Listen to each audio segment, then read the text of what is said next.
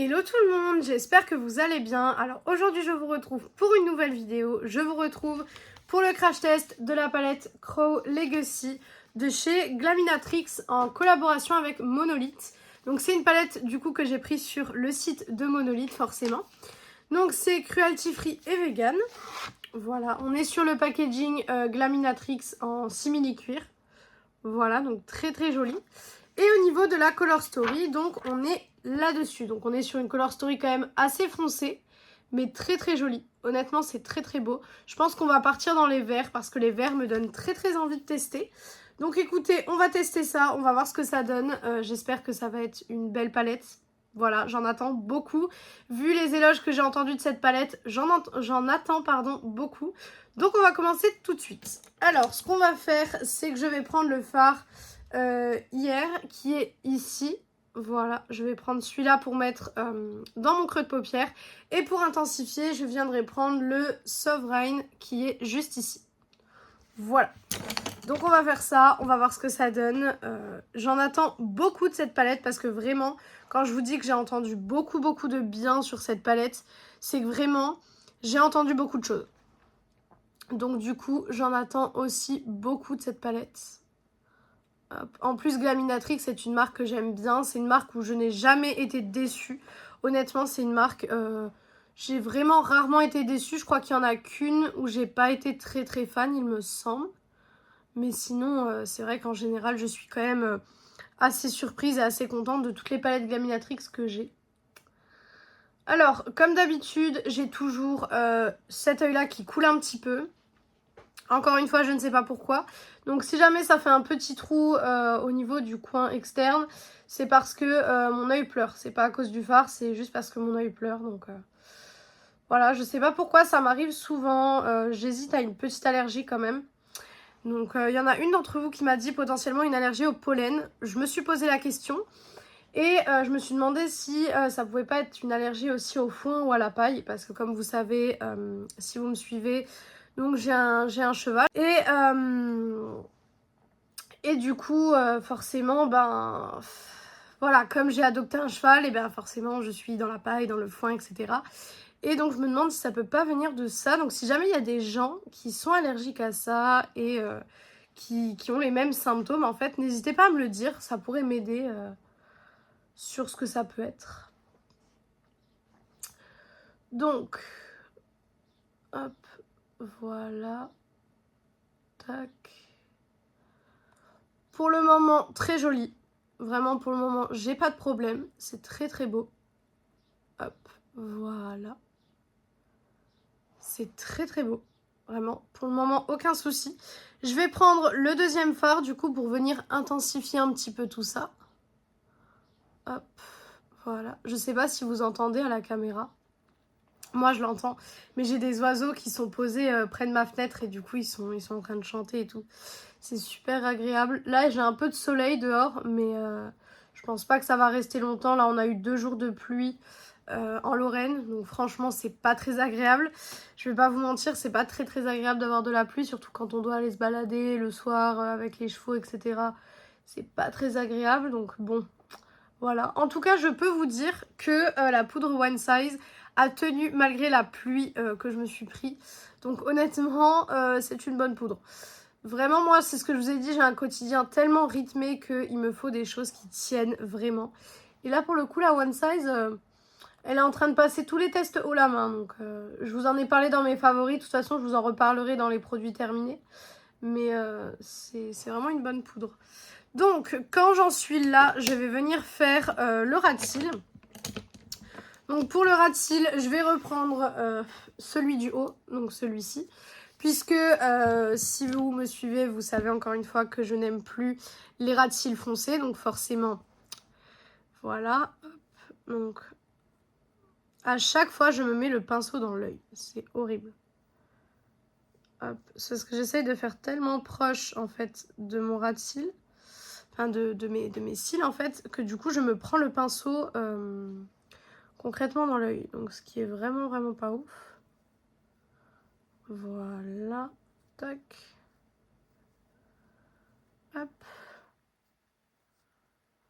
Donc voilà ce que ça donne. Voilà.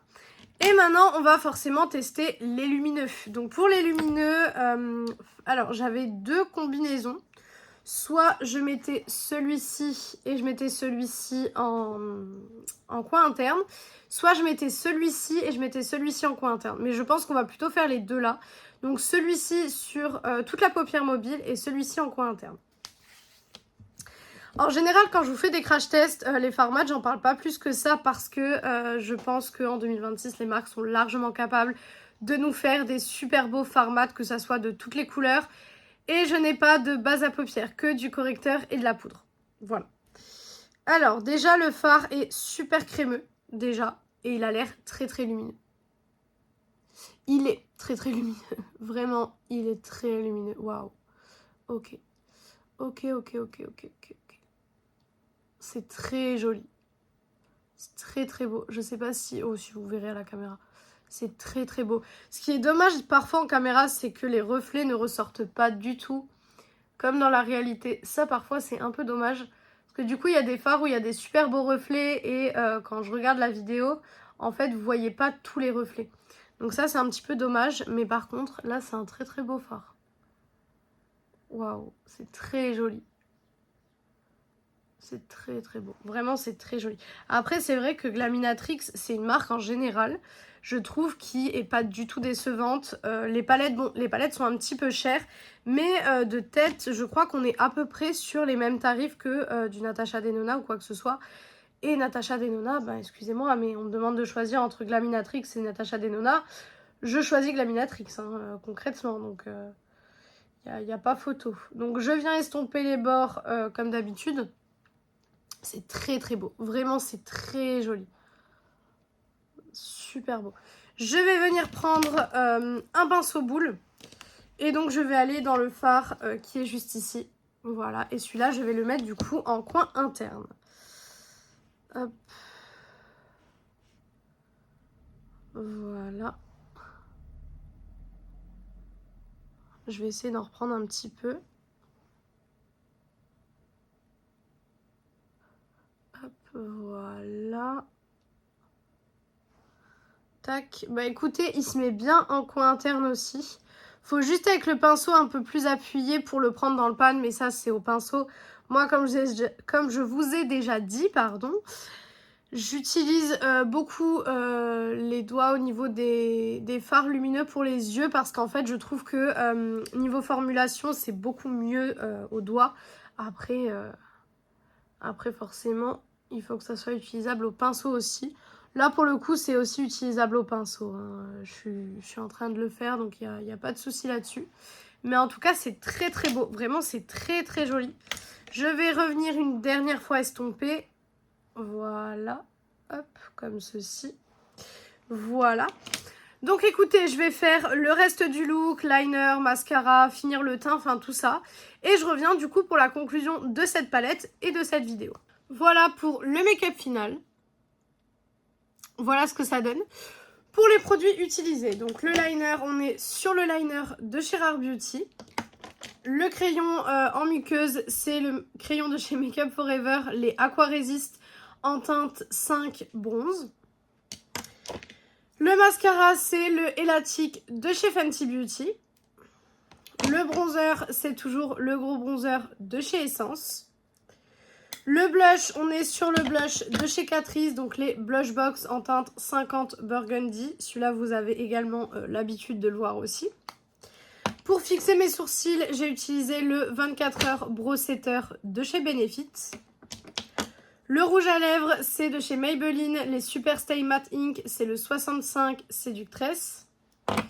Et mon fixateur, c'est le One Size, comme d'habitude. Donc, en conclusion, pour cette palette, qu'est-ce que j'en pense? Alors, déjà, le packaging, j'aime beaucoup. Franchement, j'aime beaucoup le packaging. J'adore toujours les packaging Glaminatrix en simili cuir, etc. Je trouve que c'est toujours très très beau. C'est toujours très très bien fait. Donc, pour le coup, j'aime énormément. Au niveau de la color story, c'est une très très belle color story. On n'est pas obligé de faire des trucs super foncés. Vous pouvez le voir qu'aujourd'hui, c'est pas non plus super foncé.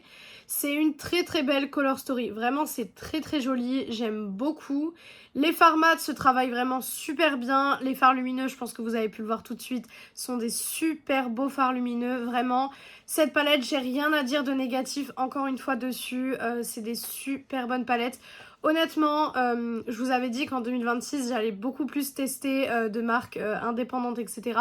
Parce que je trouve que certaines marques qui se vendent chez Sephora, etc. nous font des palettes super chères pour parfois pas beaucoup de qualité malheureusement. Donc parfois c'est un petit peu décevant. Mais là pour le coup, tout ce qui est Glaminatrix en tout cas, vous pouvez y aller les yeux fermés. Encore une fois sur celle-ci aussi. Parce que vraiment, c'est des super bonnes palettes. Je vous la recommande à 100%. Encore une fois, si vous voulez pas forcément mettre le prix potentiellement sur Vinted ou sur des groupes de revente, etc., c'est possible qu'il y en ait. Donc allez faire un petit tour si jamais. Mais en tout cas, elle est vraiment super bien. Je vous la conseille parce que vraiment, elle est top. Donc pour moi, cette palette est validée. Donc voilà pour cette vidéo, j'espère que cette vidéo vous a plu. Si elle vous a plu, n'hésitez pas à faire les petits trucs YouTube. Donc pourquoi pas mettre un like, commenter, vous abonner et partager la vidéo, ça me ferait très très plaisir.